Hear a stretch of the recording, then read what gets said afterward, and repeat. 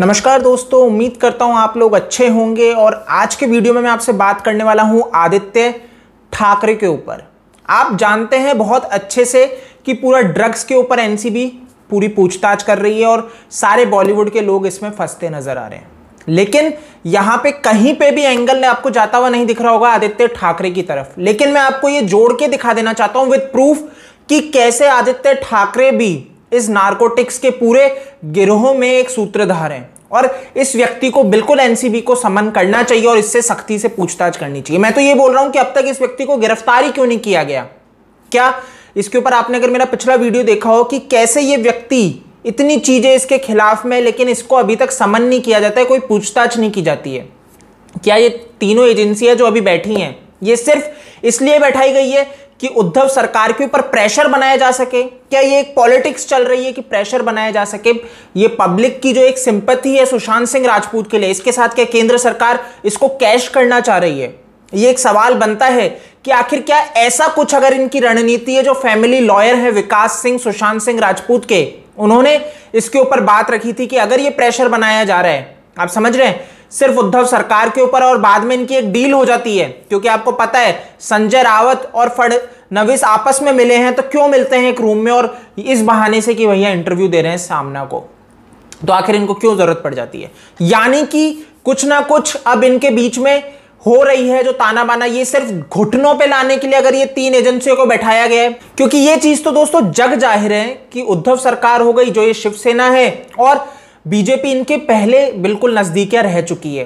तो ये सिर्फ एक दूसरे को नीचा दिखाने के लिए, आप समझ रहे हैं, कि बैकफुट पे लाने के लिए और खुद की सरकार वहां पे महाराष्ट्र में कायम करने के लिए अगर बीजेपी ये कर रही है कि सिर्फ सुशांत सिंह राजपूत के नाम को कैश कर रही है, तो ये बहुत गलत है और इनके ऊपर प्रेशर बनाना बहुत जरूरी है। अगर अपन ये सोच के बैठ जाएंगे कि एम्स और सीबीआई हायर अथॉरिटी को, मतलब केंद्र सरकार में पीएमओ को करती है, ऑब्वियस सी बात है सीबीआई, बट अगर ये सोच के आप बैठे रहो कि भैया पीएमओ कोई हायर अथॉरिटी को कर रही है, तो ऑब्वियस सी बात है भैया फ्रीडम ही आएगी। तो मैं आपको ये बात भी याद दिला दूं कि सुप्रीम कोर्ट ने कहा था कि सीबीआई एक बंद पिंजरे में तोते की तरह है। तो बंद पिंजरे में तोते की तरह का मतलब आप बहुत क्लियरली समझ सकते हो कि केंद्र सरकार अगर यहां पे चाहेगी कि भैया सिर्फ दबाना है, डराना है, धमकाना है और अंत में जो हमारे फेवर में जो चीजें निकल जाए, क्योंकि राजनीति है ना, तो सत्ता चाहिए इन्हें, तो अगर पूरा खेल उसी का है इनका, तो आप समझ सकते हो कि चीजें बहुत गलत दिशा में जा रही है। अब बात कर लेते हैं इस चीज पे, आदित्य ठाकरे क्यों इससे अब तक पूछताछ नहीं हो रही और होनी चाहिए। तो अब मैं आपको जो फोटो दिखा रहा हूं दोस्तों आदित्य ठाकरे की, इसमें ये जो फोटो ली गई है पब स्ट्रीट पे कंबोडिया में ली गई है। और कंबोडिया की ये जो पब स्ट्रीट है ना, ये बदनाम है इस चीज के लिए कि यहां पे ड्रग्स एंगल चलता है, प्रोस्टिट्यूशन चलता है, आप समझ रहे हो।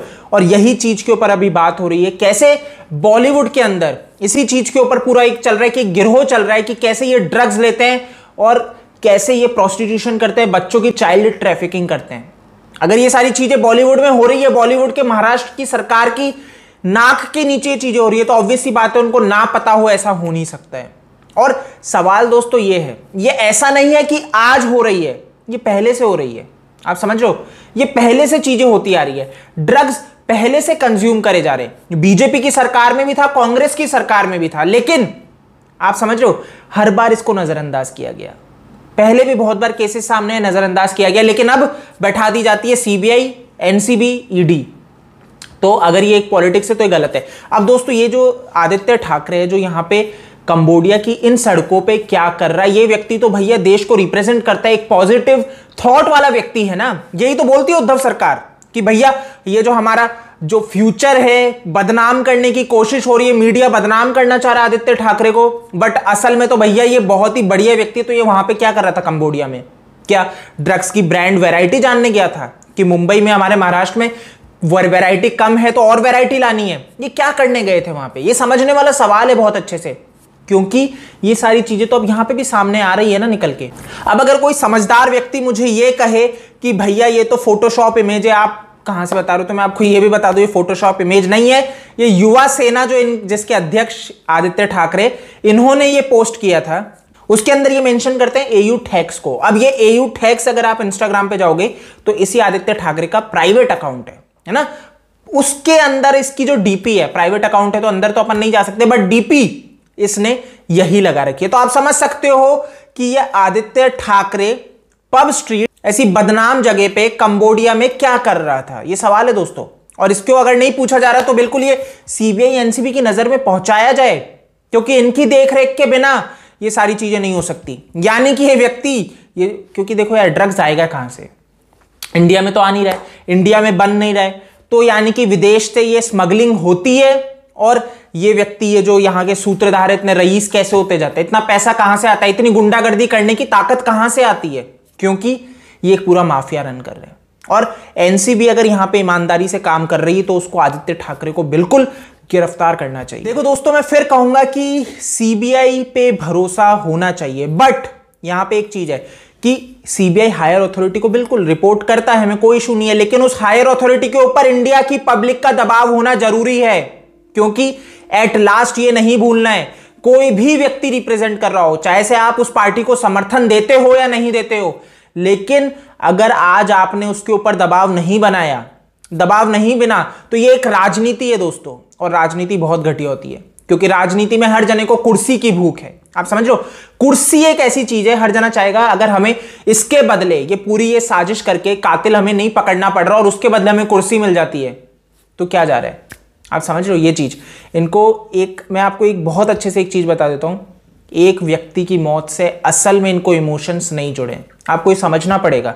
ये सिर्फ प्रेशर का नतीजा है जो इतनी चीजें हो रही है। अगर आप ये सोच के बैठे हो कि बीजेपी की सरकार है तो इमोशंस जुड़े हुए हैं उनका सुशांत सिंह राजपूत से, तो नहीं, ये चीज मत सोचना। न्याय मिल जाए ये एक चीज हो सकती है, बट इमोशंस नहीं जुड़े होंगे। पुलिस के कभी इमोशंस नहीं जुड़ते। आपको एक चीज बता दूं, राजनीति वाले कभी इमोशंस नहीं जोड़ेंगे, पुलिस कभी इमोशंस नहीं जोड़ती है, डॉक्टर कभी इमोशंस नहीं जोड़ते हैं।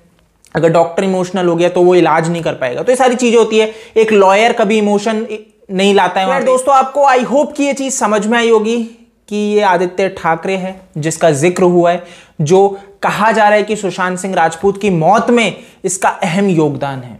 और मैं तो बोलता हूं कि है।